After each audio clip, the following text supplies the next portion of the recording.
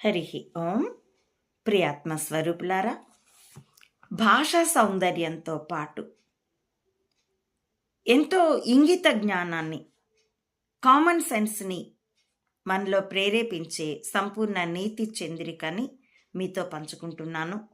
ఆ వరుస క్రమంలో ఇది 3వ వీడియో అండి.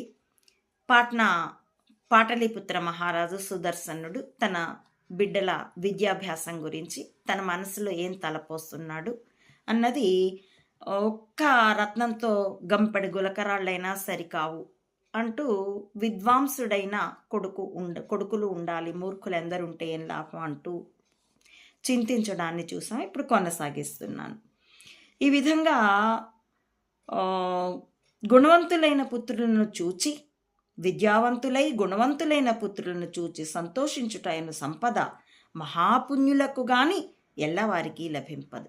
పుణ్యం చేసుకుని ఉంటే గాని బుద్ధిమంతులు విద్యావంతులు అయిన కొడుకులు పుడతారు అని ఆలోచించి కొంత చింతించి యుంకించి తల పంకించి, ఎంత చక్కని ప్రయోగం చూడండి.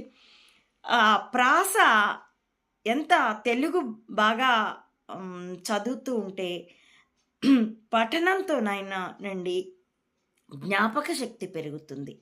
అలాగే భాషా పటిమ, సమయస్ఫూర్తితో మాట్లాడడం, ప్రాసతో మాట్లాడడం, హాస్యరసం చాలా ఉంటుంది. ఇక్కడ ఆయన అంటున్నాడు చూడండి, అని కొంత చింతించి యుంకించి తల పంకించి, యూరక ఈ చింత ఎలా, నా పుత్రులు చదవమనిరా, పరామరిక మాలి తగిన విద్యాభ్యాసము చేయింపనైతిని, బిడ్డలకు విద్యాభ్యాసము చేయింపమి తల్లిదండ్రుల దోషము, తల్లిదండ్రుల చేత శిక్షితుడై బాలుడు విద్వాంసుడగును గాని పుట్టగానే విద్వాంసుడు కాడు, పురుషకారము చేత కార్యములు సిద్ధించును, రిత్త కోరికల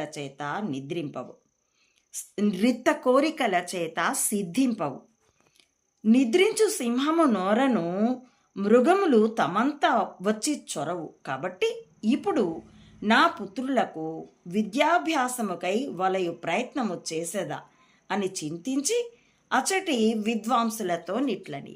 ముందేమనుకున్నాడు, తన కొడుకులు పనికిమాలి ఉన్నారు, అలాంటి కొడుకులు ఉంటే తల్లిదండ్రులకి ఏం లాభం, అలాంటి వాళ్ళకి చచ్చిపోయినా పర్వాలేదు, ఆ ఒక్కరోజు ఏడవచ్చు. తదుపరి ఆలోచన క్రమంలో వాళ్ళు చదవమన్నారా, నేనే సరైన ప్రయత్నం చేయలేదు అంటే పరనింద తర్వాత తన వైపు ముందు వేలు పెట్టి అవతల వాళ్ళని చూపించాడు, తర్వాత ఆత్మవిమర్శ చేసుకుంటున్నాడు. నాది కదా తప్పు, తల్లిదండ్రుల చేత శిక్షితుడైతే పిల్లలు విద్వాంసులు అవుతారు కానీ ఊరికే అయిపోతారా, రిత్త కోరి